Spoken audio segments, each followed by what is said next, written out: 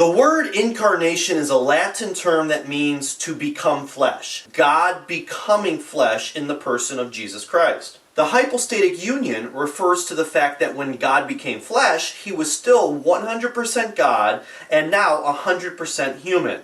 He is fully human, fully divine. God chose to become one of us. This is the greatest compliment for humanity ever.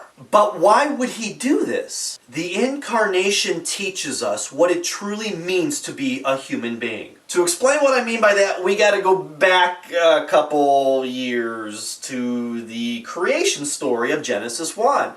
During the 5 days of creation prior to making humanity, God just says, let there be, and there is. Let there be, and there is. And that seems to be the pattern for God. He just says it, and it happens. But on the 6th day of creation, God broke that pattern and stopped for a moment and said, I want humankind to be made in my image. Thought went into humans as a separate form of creation.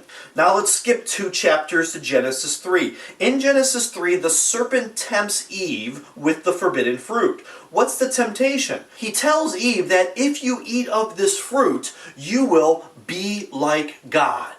As readers, we know we're already made in the image of God. And oftentimes this is what temptation does for us. Temptation convinces us that we need things that we either A, already have, or 2, we don't really need. Or maybe we don't need it because we already have it, but we're just confused. Temptation skews perspective. It's okay to lie to women. They're not people like us. So the original temptation of the serpent, and I don't want you getting all caught up on whether or not it was a serpent or Adam and Eve was literal or historical. The serpent is telling Eve, don't believe that you are made in the image of God.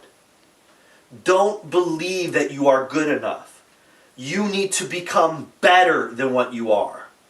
So the original temptation actually results in despair, that human beings aren't like God in any way, that human beings aren't good, even though God ends the creation stories in Genesis 1 saying all is good.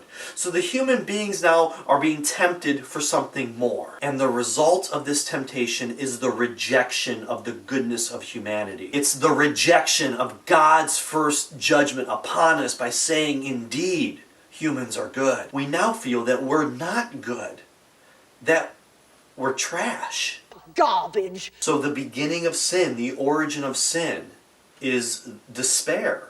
So if the original sin is the rejection of the goodness of creation, what do you think incarnation is? Incarnation is the affirming of the goodness of creation, that God chose to become one of us. Christian theology should teach us that the Incarnation demonstrates for us that human beings are authentically good. We are made in that image of God. And the key to happiness is genuine, authentic humanity.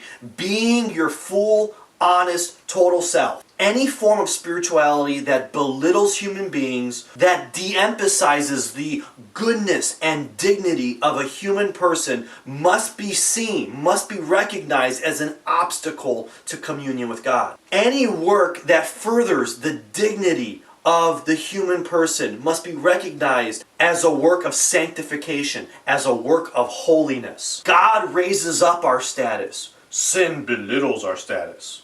God raises our dignity. Sin diminishes our dignity. So the dignity of humanity is the heart of the gospel, is the heart of incarnation. So we must strive to build community, to affirm one another's dignity, to treat one another with respect. Jesus gives us some great commandments. He says, love God with your whole self and love your neighbor as yourself.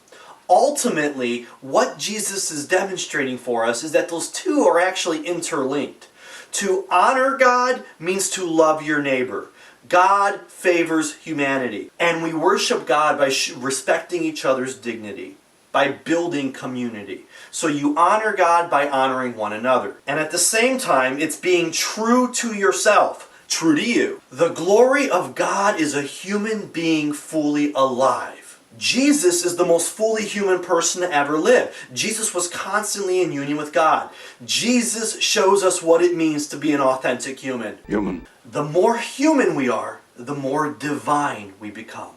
So the incarnation isn't so much Jesus revealing who God is, although he definitely does that. It also is about showing us who we are. He shows us the true nature of humanity.